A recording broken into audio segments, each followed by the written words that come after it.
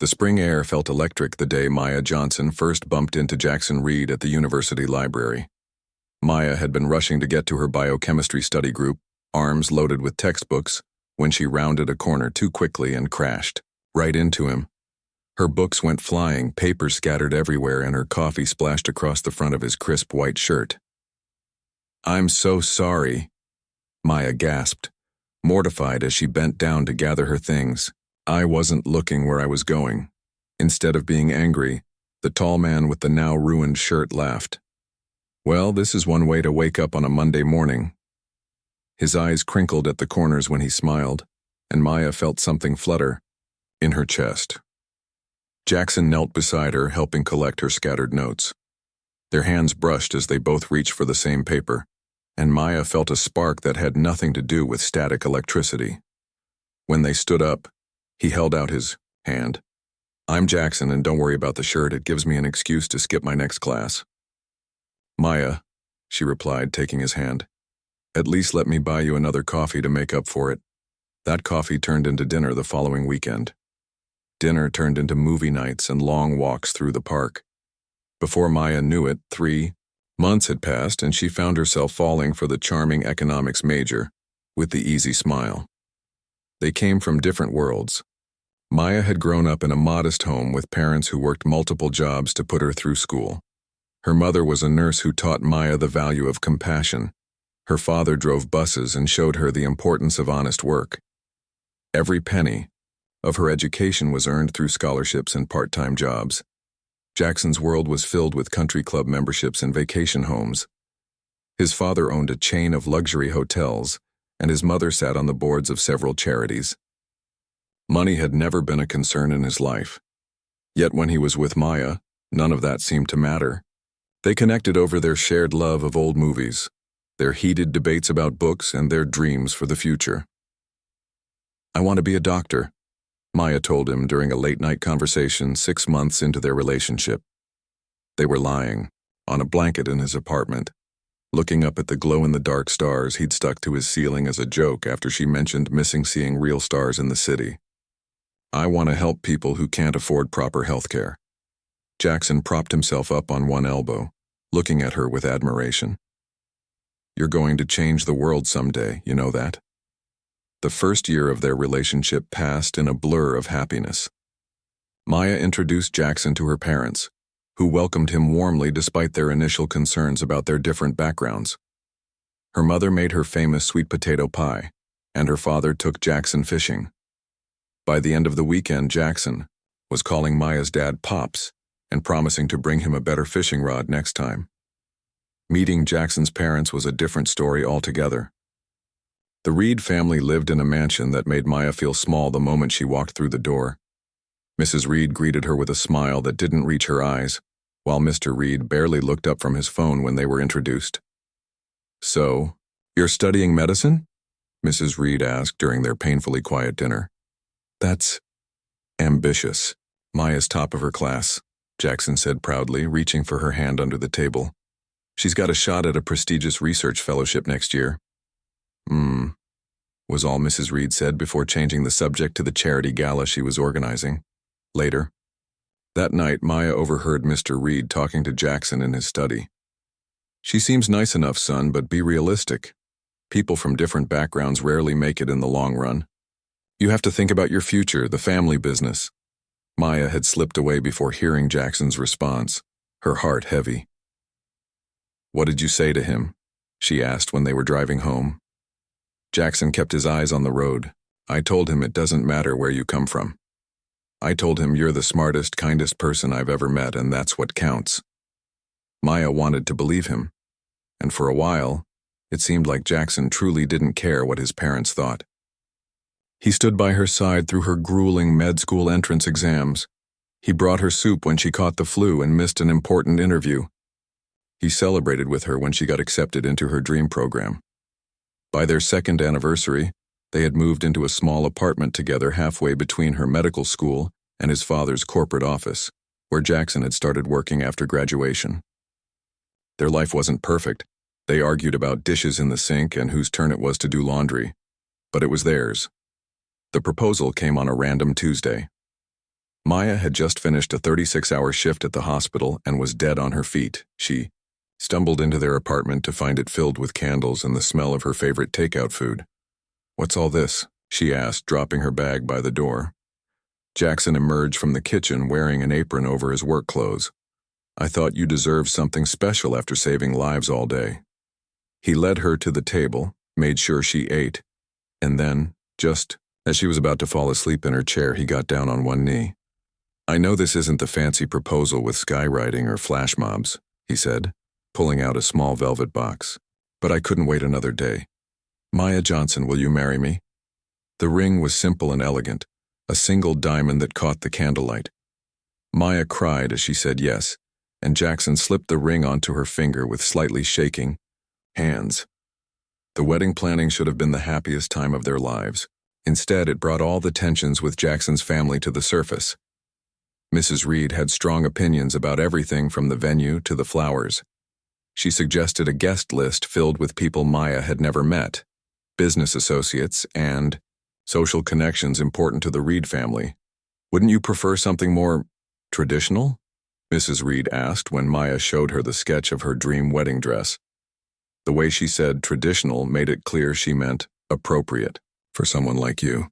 Jackson began spending more time at his parents' house, coming home late with excuses about work meetings. Maya noticed the way he avoided her eyes when she asked about wedding details. She tried to tell herself it was just pre-wedding stress, that things would go back to normal after the ceremony. 3 months before the wedding, Maya was studying for an important exam when Jackson came home looking troubled. "My parents want to talk to us about the prenup," he said, loosening his tie. "Dad's lawyer drew something up." Maya looked up from her textbooks. "A prenup? You never mentioned wanting one." "It's not about want, it's about being practical," Jackson said, using the same tone his father often did. "It's just a formality." The document was anything but a formality. It stipulated that Maya would receive nothing if they divorced within the first 5 years. It limited her access to their joint assets. It even included clauses about how any children would be raised.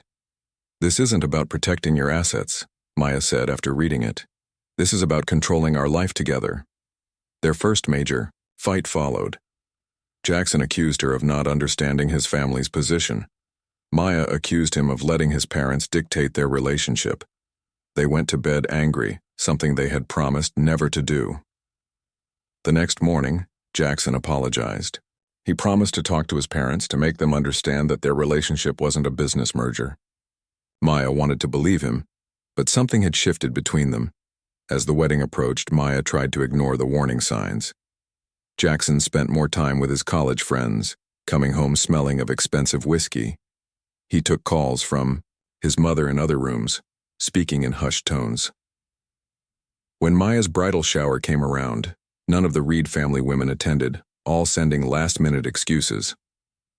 A week before the wedding, Maya found Jackson staring at an old photo of his ex-girlfriend, a blonde socialite whose father owned a banking empire. "Do you regret choosing me?" Maya asked, her voice barely above a whisper. Jackson put the photo away quickly. "Of course not. Don't be ridiculous." But his eyes told a different story. They had grown distant, calculating. Sometimes, when he thought she wasn't looking, Maya caught him staring at her with an expression she couldn't quite read, something between guilt and resentment. Still, she pushed forward with the wedding plans. She picked up her dress, wrote her vows, confirmed with the caterers. Her parents arrived in town, her father giving her long hugs and her mother fussing over last-minute details.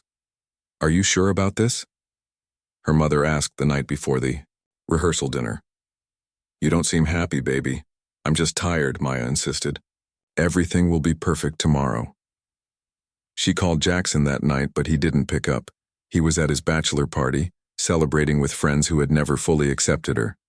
Maya fell asleep clutching her phone, waiting for a call that never came. The next morning, as she got her hair done and her makeup applied, Maya pushed away the doubt creeping into her heart. By tomorrow night, she would be Mrs. Reed. All these problems would fade away once they were officially family. Jackson had promised her that much. What Maya didn't know was that across town, Jackson was having one last conversation with his parents, one that would change everything. The morning of her wedding day arrived with golden sunlight streaming through the hotel suite windows. Maya woke up with butterflies in her stomach and hope in her heart. Today was supposed to be the beginning of forever. Rise and shine, beautiful bride, called her best friend Layla, throwing open the curtains wider. Layla had been by Maya's side since 3rd grade when she'd shared her lunch after some boys had knocked Maya's sandwich to the ground. 20 years later, she was still protecting Maya, still making sure she had everything she needed. "How are you feeling?" Layla asked, sitting on the edge of the bed. She studied Maya's face carefully, looking for any signs of doubt. Maya stretched and smiled. Nervous, excited, ready. Despite the nagging worry that had followed her for weeks, she truly believed today would fix everything. Once they were married, Jackson's family would have to accept her. The distance she'd felt from Jackson lately would disappear. The hotel suite soon filled with bridesmaids and Maya's mother, all buzzing with excitement. The hairstylist arrived, followed by the makeup artist. Maya's mother helped her into the delicate lace robe she'd wear while getting ready. "I have something for you," her mother said, pulling out a small velvet pouch. Inside was a pearl bracelet, simple but elegant. "Your grandmother wore this on her wedding day and I wore it on mine. Now it's your turn." Maya's eyes filled with tears as her mother fastened it around her wrist. "Thank you, Mom." Her phone buzzed with a text message. Her heart jumped, hoping. It was from Jackson. Instead, it was her father. "Just checking in, how's my little girl doing?" "I haven't heard from Jackson this morning," Maya told Layla quietly while the others were distracted with mimosas and breakfast pastries. Layla squeezed her hand. "It's bad luck to talk to the groom before the wedding, remember? He's probably just respecting tradition." Maya nodded, but something felt off. She sent Jackson a quick text anyway. "Can't wait to see you at the altar. I love you." The message showed as delivered, but no reply came. The hours passed in a whirl of hairspray, makeup brushes, and champagne toasts. By early afternoon, Maya stood before the full-length mirror in her wedding dress, an elegant off-the-shoulder gown with delicate beadwork that caught the light when she moved.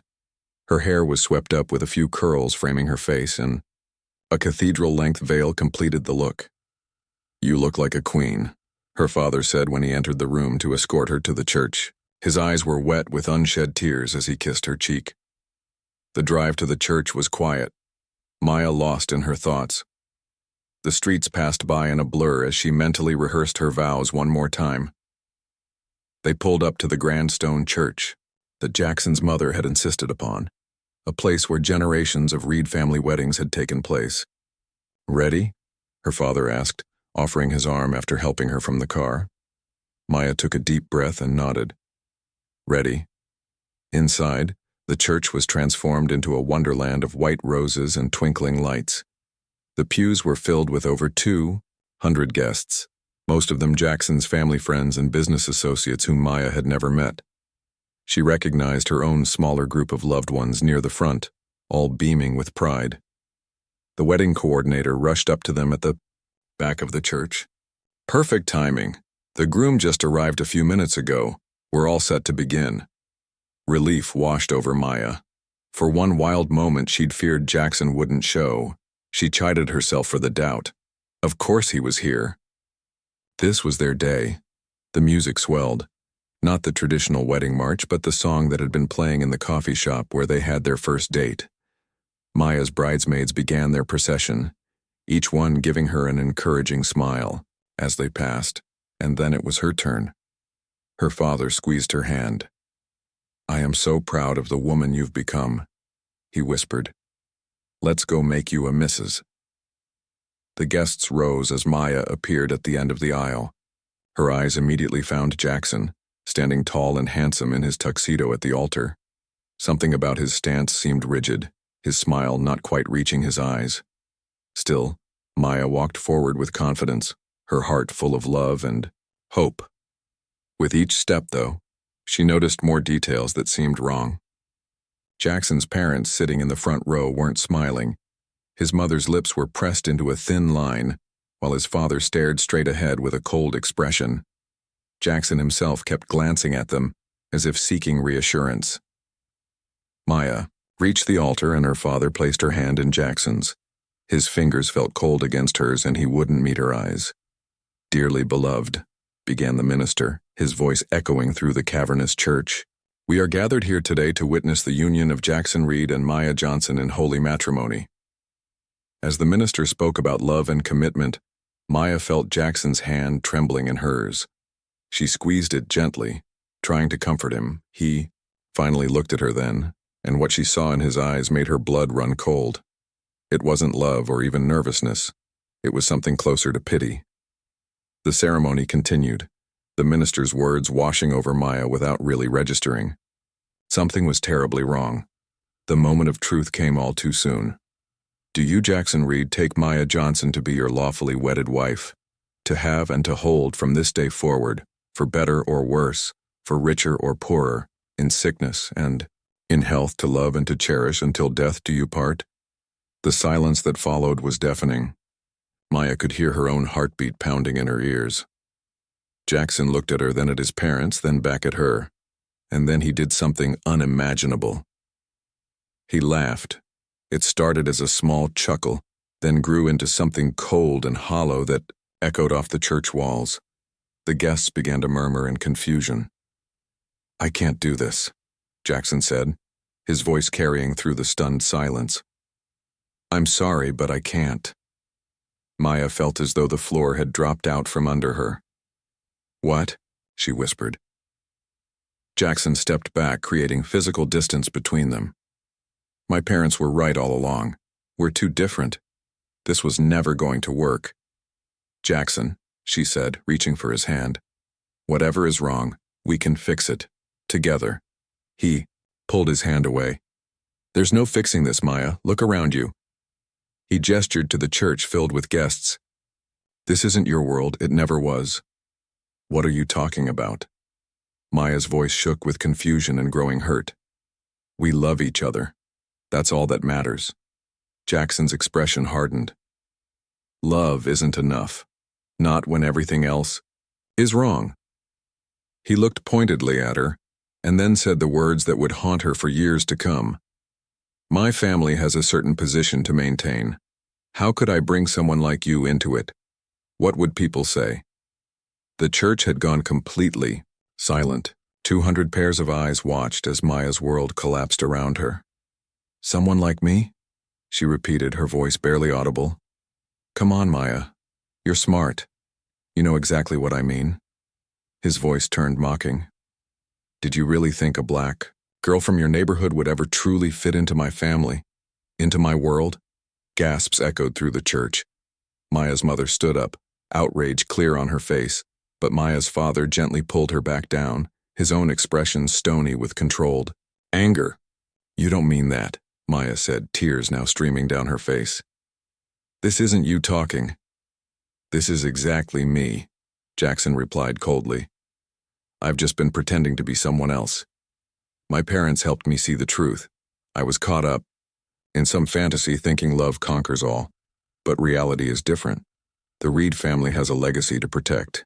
He glanced at his watch, the designer timepiece she'd saved for months to give him on his birthday.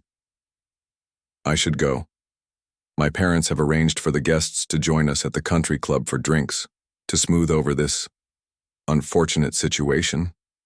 Maya stood frozen, the beautiful dress she'd chosen with such care now feeling like a costume in some cruel play. "You're leaving? Just like that?" "It's for the best, Maya. You'll see that someday." Jackson straightened his tie. "Besides, let's be realistic. Without my family's connections, what could you really achieve? You'd always be struggling, always be an outsider. I did you a favor by stopping this now."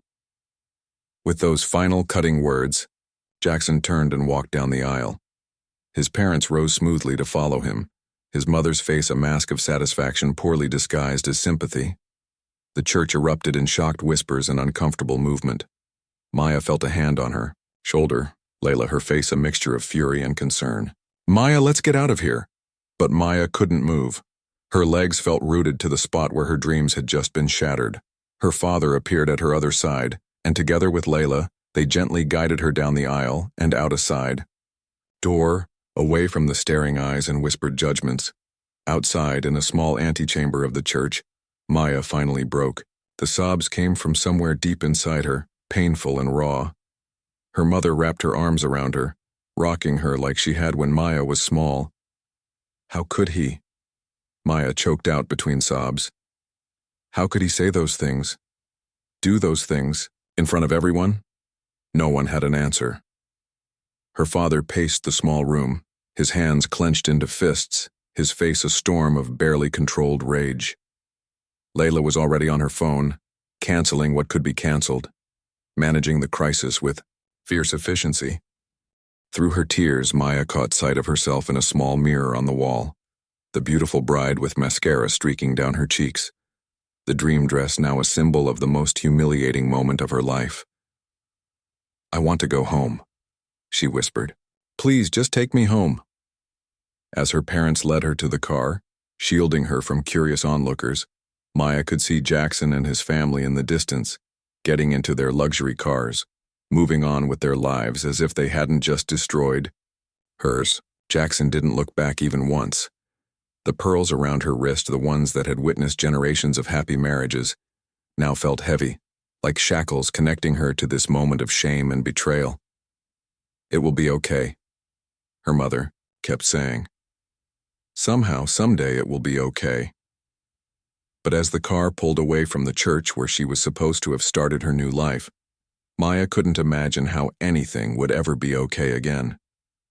The days after the wedding disaster blurred together.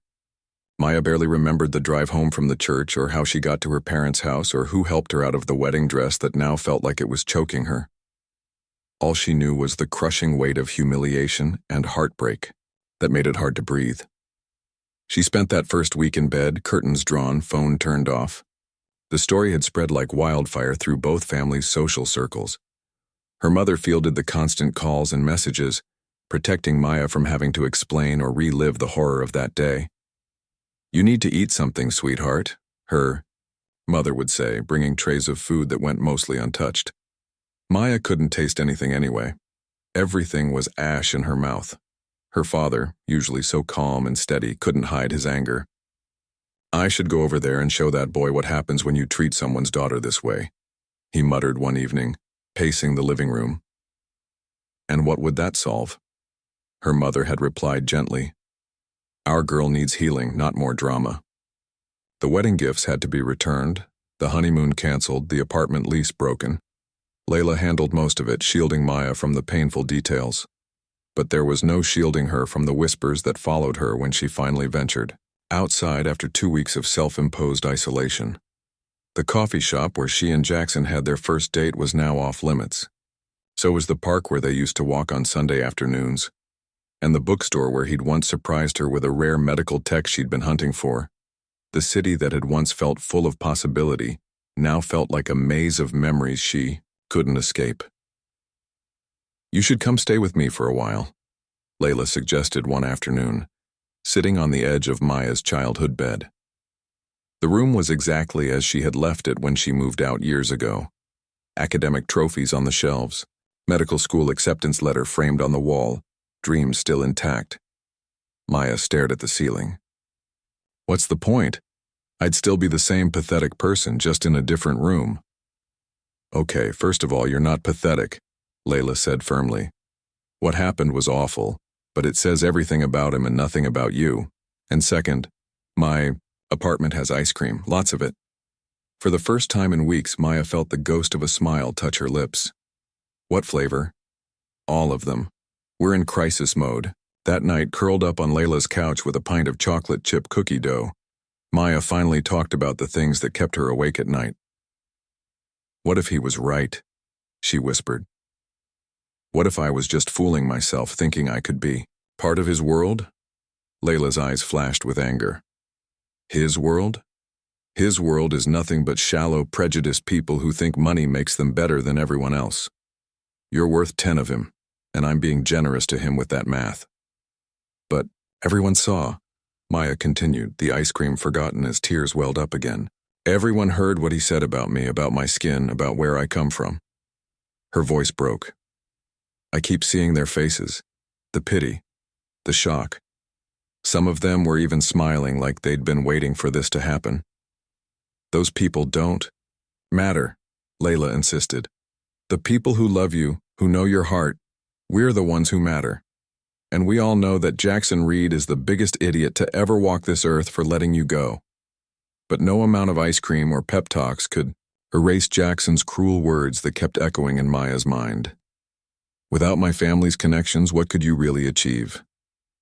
You'd always be struggling, always be an outsider.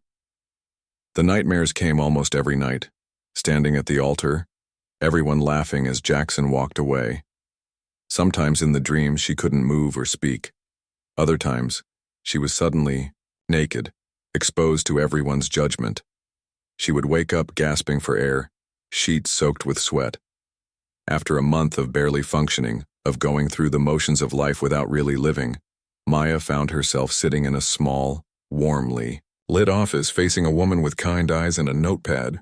I don't know why I'm here, Maya said, picking at a loose thread on her sweater. Talking won't change what happened. No, it won't, the therapist agreed. But it might change how you carry it with you. Dr. Chen didn't offer empty platitudes or tell Maya to just move on. Instead, she helped Maya put words to the storm of emotions that had been overwhelming her. The shame, the rage, the bone-deep sadness, and most of all, the fear that Jackson had been right about her. He made me feel so small, Maya admitted, during their third session. Like I was this naive girl who'd been reaching above her station. And the worst part is, for a while, I believed him. And now? Dr. Chen asked. Maya stared out the window. Now I'm not sure what I believe anymore. The healing wasn't linear. There were good days when Maya could go hours without thinking about Jackson or the wedding. Then there were days when the smallest reminder, a song on the radio, a couple, holding hands, would send her spiraling back into darkness. 2 months after what she now called the incident, Maya received a large envelope in the mail.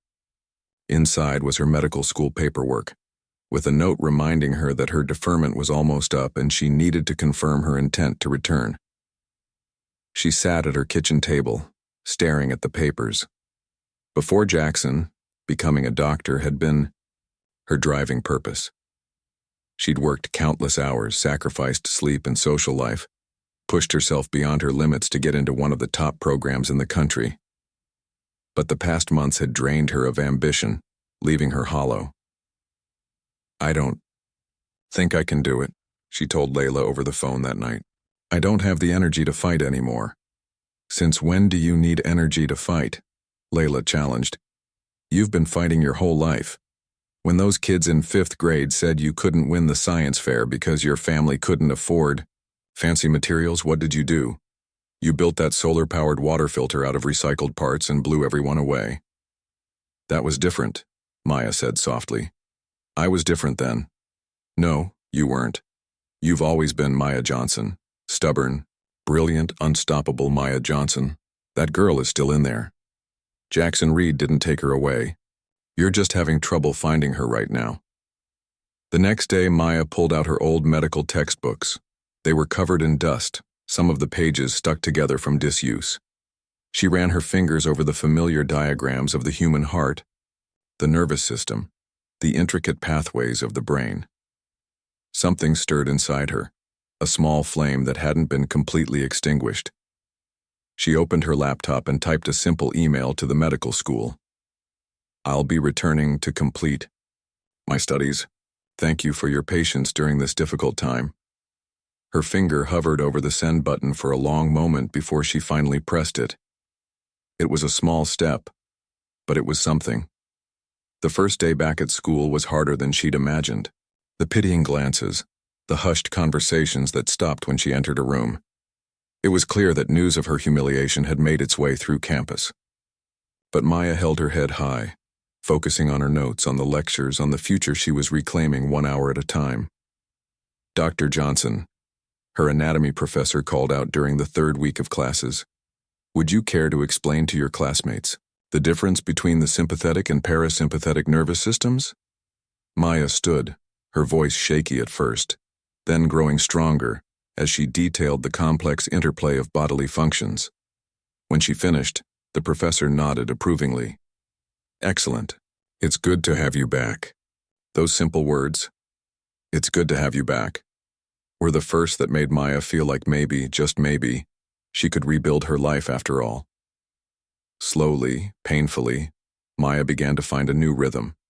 She studied until her eyes burned, volunteered at the campus clinic on weekends, and spent her rare free moments with the few friends who had stood by her through everything.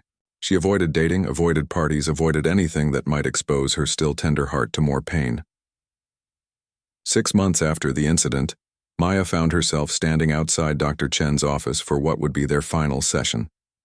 "How do you feel about ending our time together?" the therapist asked once they were seated. Maya considered the question carefully. Scared, grateful, stronger.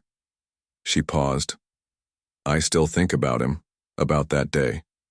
I probably always will." "That's natural," Dr. Chen said.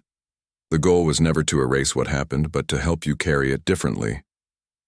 "He said I would never amount to anything without his family's connections," Maya said, the words still bitter on her tongue even after all this time. "Some days I wonder if he was right." Dr. Chen leaned forward slightly. "And other days?" A small, determined smile crossed Maya's face. "Other days I think about proving him wrong, about becoming so successful, so important in my field that one day he'll open a newspaper and see my face staring back at him. And he'll know exactly what he threw away." Dr. Chen returned the smile. "Now that sounds like a goal worth working toward." That night, Maya stayed up late in the small apartment she now shared with 2 other medical students. While they slept, she sat at her desk surrounded by textbooks and research papers, a cup of cold coffee at her elbow. She was preparing for a prestigious research competition that could open doors to fellowships and opportunities she'd never even dreamed of before. "If nothing else," she whispered to herself as she highlighted a passage about innovative surgical techniques, "I'll prove him wrong." The pain wasn't gone. The wound wasn't completely healed. But for the first time since that terrible day at the church, Maya could see a future stretching out before her. A future that had nothing to do with Jackson Reed and everything to do with the woman she was becoming in spite of him. The years at medical school passed in a blur of late nights, early mornings, and endless cups of coffee. Maya pushed herself harder than anyone else in her class, turning her pain into fuel. While her classmates complained about the workload, she took on extra research projects. While they went out on weekends, she volunteered at free clinics in underserved neighborhoods. "You need to take a break sometimes," her friend Layla would say during their weekly phone calls. "You're going to burn yourself out." "I'm fine," Maya would always reply, even when her eyes were red from lack of sleep and her hands shook from too much caffeine. The truth was, work was the only thing that kept the memories at bay. When she was elbow-deep in textbooks or observing surgeries, she didn't have time to think about Jackson or the wedding that never happened. She didn't have to remember the way he'd laughed at the altar, the cruel words that still sometimes echoed in her dreams. By her final year of medical school, Maya had gained a reputation. Professors spoke of her with respect, noting her exceptional focus and skill. Fellow students both admired and feared her intensity. When it came time for residency applications, her advisors urged her to aim high. "With your record, you could get into any program in the country," her mentor Dr. Rivera told her. "Have you thought about what you want to specialize in?" Maya hadn't needed to think about it. "Reconstructive surgery," she said without hesitation, "specifically for burn victims and those with facial trauma." Dr. Rivera looked surprised. "That's an incredibly challenging field. The physical and emotional demands are intense. I know what it feels like to be stared at, to be judged for something you can't control," Maya said quietly. "I want to help people who feel that way every day." When the residency match results came in, Maya was accepted to one of the top reconstructive surgery programs at a prestigious hospital across the country. She packed up her small apartment, hugged Layla and her parents goodbye, and boarded a plane to her new life. leaving behind the city that held too many painful memories. The residency was everything she'd been warned about. Grueling hours, demanding attendings, heartbreaking cases that tested her emotional strength. There were nights she cried in the on-call room after particularly difficult surgeries, nights she questioned whether she could really make a difference. But with each successful procedure, with each patient who looked in the mirror and saw improvement, Maya found her purpose growing stronger. 3 years into her residency, Maya encountered a case that would change her career path. A young boy had been brought in with severe burns covering 40% of his body after a house fire. The standard treatment protocols weren't working well. His body was rejecting the skin grafts and infection was a constant threat. There has to be something more we can do, Maya insisted during rounds, earning a sharp look from the attending physician. We're following the established protocols, Dr. Johnson. Sometimes that's all we can do. But Maya couldn't accept that. Answer. After her shift ended, she stayed at the hospital, poring over research papers and case studies. She noticed patterns in cases where grafts were successful versus those where they failed. What if the timing of the grafts was just as important as the technique? What if the body's inflammatory response could be temporarily modified? She drafted a proposal for a new approach and nervously presented it to the head of the department. Dr. Patel, this is unorthodox, he said, reviewing her notes. But it's theoretically sound. You understand we'd need to get approval for any experimental treatment? I understand. Maya nodded eagerly. But I believe it could work. With Dr. Patel's backing, Maya's modified protocol was approved for compassionate use in the young boy's case. She spent every free moment at his bedside, monitoring his progress, adjusting treatments, refusing to give up even when complications arose. 2 months later, the boy was discharged from the hospital. His recovery wasn't perfect, he would always bear scars, but he was healing better than anyone had expected. The success caught the attention of the medical community. Maya was invited to present her findings at a regional conference where her paper on the modified treatment protocol generated significant interest. Have you considered publishing this? Asked a distinguished surgeon who approached her after the presentation. The implications for burn treatment could be substantial. One published paper led to another, and then another. By the time Maya completed her residency, she had established herself as an innovative voice in reconstructive surgery. Job offers came from several top hospitals, but Maya surprised everyone by accepting a position at a smaller teaching hospital known for its community outreach programs. I could make more money elsewhere, she explained to her parents when they questioned her decision. But here I can teach the next generation while treating patients who might not otherwise have access to this kind of care. The hospital set up a special clinic where Maya could implement her treatment protocols and train other doctors. She worked long hours, but for the first time since the wedding disaster, she found herself truly happy. This was what she had been meant to do all along. 4 years after starting at the teaching hospital, Maya's life took another unexpected turn. A massive earthquake hit a small island nation, leaving thousands injured and overwhelming the local medical system. Relief organizations put out urgent calls for medical volunteers, especially those with trauma and reconstructive surgery experience. You don't have to go, her mother said worriedly when Maya called to tell her she was volunteering. It's dangerous, and you've already done so much good here. I have to, Mom, Maya replied.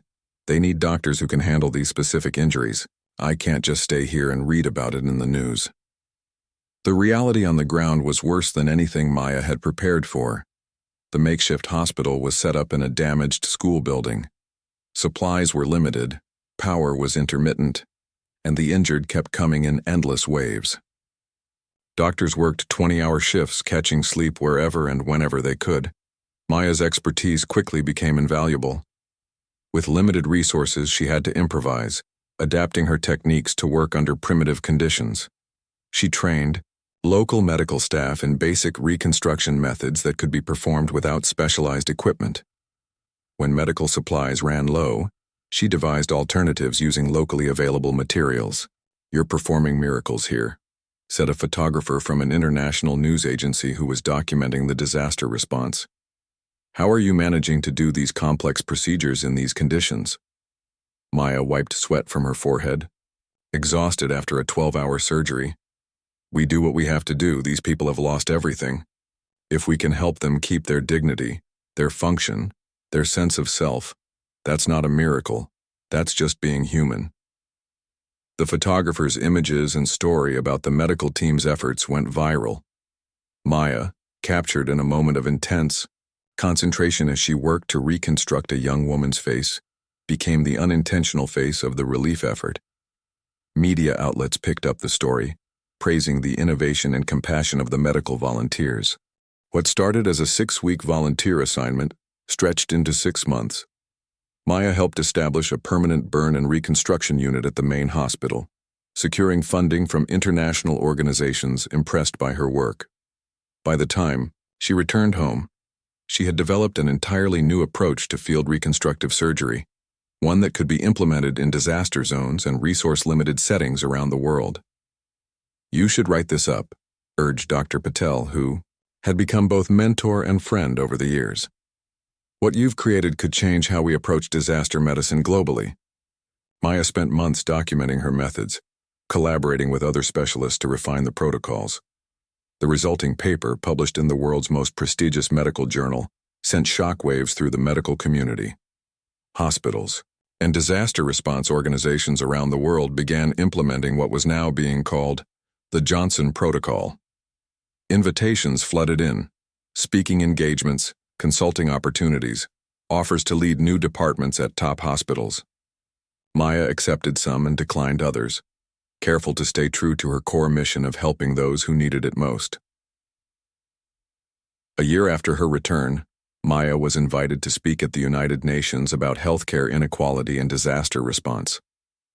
Standing at the podium looking out at representatives from countries around the world, she thought about how far she had come from that devastated bride left at the altar. "Quality healthcare isn't a luxury," she told the assembly. "It's a fundamental right.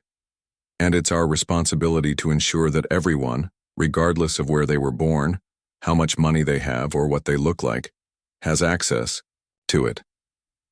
The speech received a standing ovation.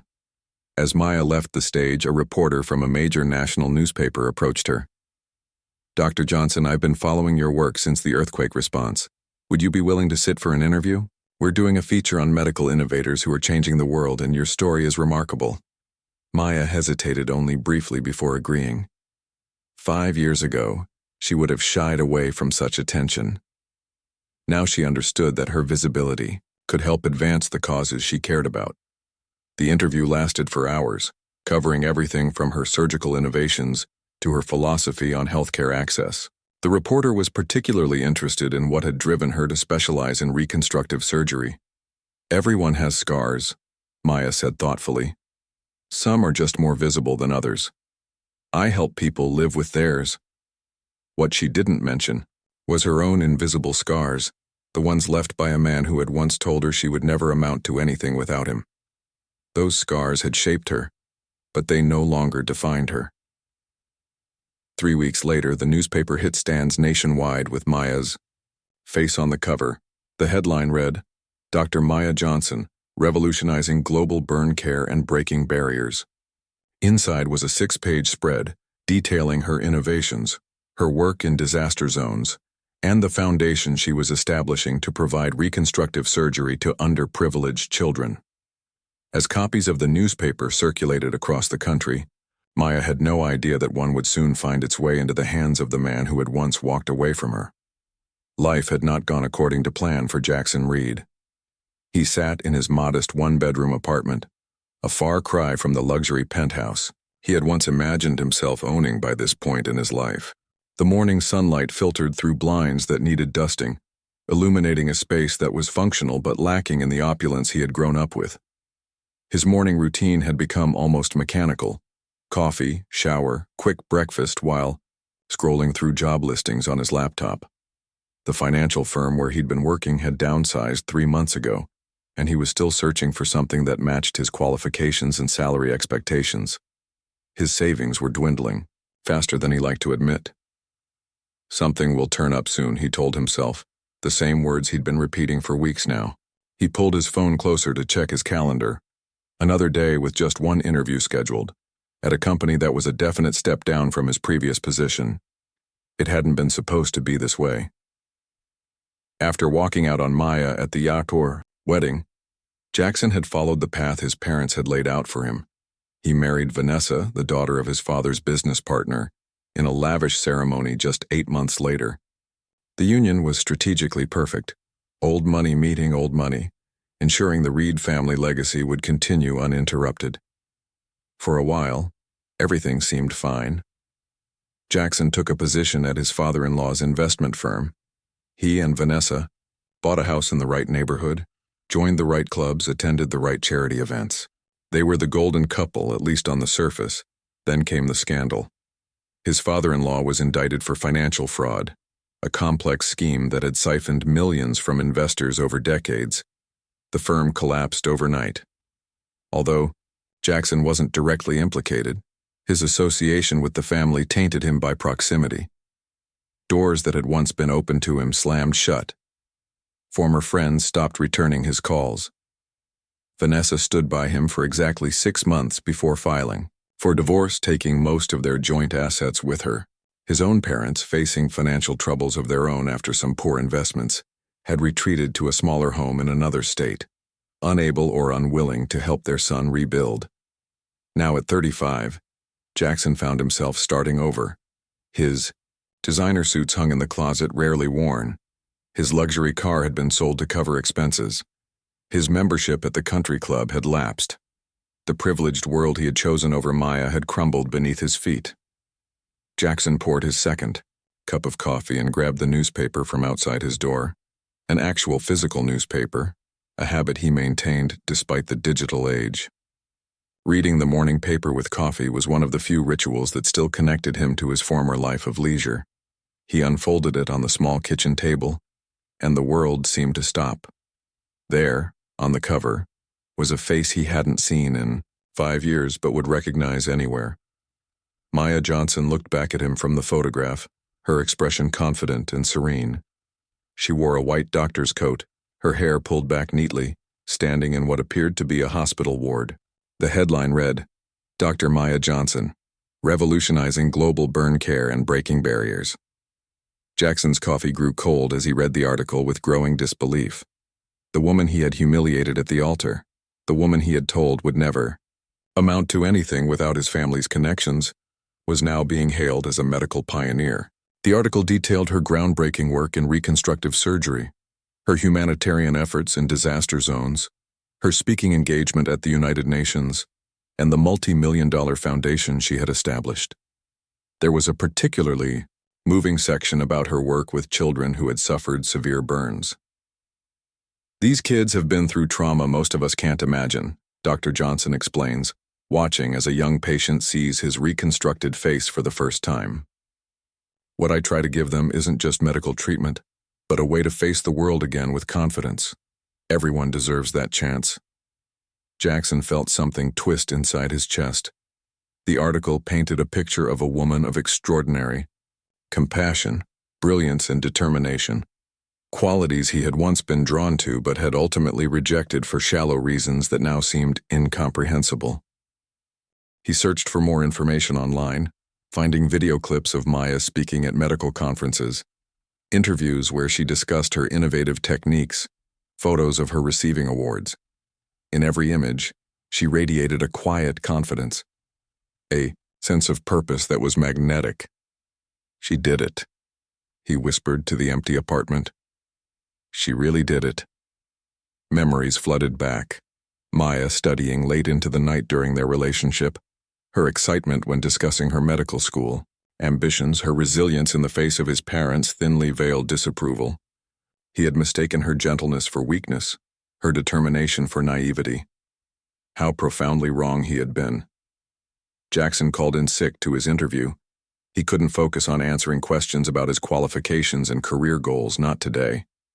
Instead, he spent hours reading everything he could find about Maya's work, falling into a rabbit hole of medical journals and news articles that traced her remarkable rise. The contrast between her trajectory and his own was stark and painful. While he had clung to external markers of success, money, status, connections. She had built something meaningful, something that genuinely helped people. The life he had chosen, the values his parents had instilled in him, suddenly seemed hollow.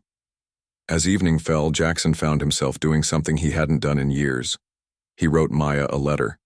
Email seemed too impersonal for what he needed to say, and he doubted she would take his call. He wrote and rewrote, crumpling pages and starting over multiple times before finally settling on a version that felt honest. Maya, I saw your face on the newspaper today and felt compelled to write to you. First, let me say congratulations on your extraordinary achievements. What you've accomplished is remarkable by any standard. I know this letter is unexpected and perhaps unwelcome. I wouldn't blame you if you tore it up without reading further. But I need to say what I should have said years ago. I am deeply, profoundly sorry for what I did to you. My behavior was inexcusable. The things I said were cruel, and, as your success has proven, completely wrong. There is no justification for how I treated you. At the time, I was a coward who cared more about meeting others' expectations than following my heart. I chose what I thought was an easier path, only to discover it led nowhere worth going. I don't expect forgiveness. I don't expect a response. I just wanted you to know that I recognize the incredible woman you are, the incredible woman you always were. The failure was entirely mine. Wishing you continued success and happiness. Jackson. He found her professional address online and mailed the letter the next morning, half expecting it would be returned or simply thrown away. 3 weeks passed with no response. Jackson told himself he hadn't really expected one anyway. Then on a rainy Tuesday afternoon, an envelope arrived with her foundation's logo in the corner. His hands trembled slightly as he opened it. The note inside was brief but clear. Jackson. Thanks. You for your letter. I've thought carefully about whether to respond and what to say. I forgave you years ago. That forgiveness was for me, not for you. It was a step I needed to take to move forward with my life. What happened between us is part of my story, but it's a chapter I closed long ago. The pain you caused pushed me to discover strengths I didn't know I had. In a strange way, I should. Thank you for that. I've built a life filled with purpose and meaning. I have work that fulfills me, people who genuinely love and support me, and goals that drive me forward. I hope you find the same. Our paths diverged the day you walked away. I'm exactly where I'm meant to be. Maya. Jackson read the note several times, each reading revealing new layers of the woman Maya had become. There was no bitterness in her words, no desire to hurt him back, just calm clarity and the quiet confidence of someone who knew her own worth. He thought about reaching out again, perhaps suggesting they meet for coffee the next time she was in town. But he recognized that impulse for what it was: selfishness. Maya didn't need closure from him. She had found it on her own. That evening, Jackson did something he had been putting off for months. He applied for a job at a nonprofit organization that helped underprivileged youth prepare for careers in finance. The position paid far less than he was used to, but for the first time, he found himself thinking about what he could give rather than what he could get. 2 days later, he donated to Maya's foundation, anonymously, with no note attached. It wasn't about getting her attention or earning redemption. It was simply the right thing to do. 6 months passed. Jackson's new job was challenging in ways his previous positions had never been, requiring patience and genuine connection with the teenagers he mentored. Slowly, he was rebuilding his life on a different foundation than the one his parents had laid. One evening, while meeting a friend for dinner, he spotted Maya across the restaurant. She was with a group of colleagues, laughing at something someone had said. She looked happy, relaxed, completely in her element. For a brief moment, their eyes met across the room. Maya gave a small, acknowledging nod, not an invitation, but not a dismissal either. Just recognition of a shared past and separate futures. Jackson nodded back, then turned his attention to his dinner companion. He didn't approach her table or try to speak with her. Some bridges once burned aren't meant to be rebuilt. Some paths once diverged are meant to remain separate. Later that night, he came across an article about Maya's foundation expanding its work to a new country. The piece included a quote from her that stuck with him. "Everyone has scars. The question is whether we let them define us or refine us." Jackson looked around his modest apartment, so different from the luxurious spaces he had once inhabited. His life hadn't turned out as he'd planned. He had lost much of what he once valued: status, wealth, connections. But sitting there, thinking about Maya and the journey they had both taken since that day at the altar, he realized he might finally be finding something much more valuable himself.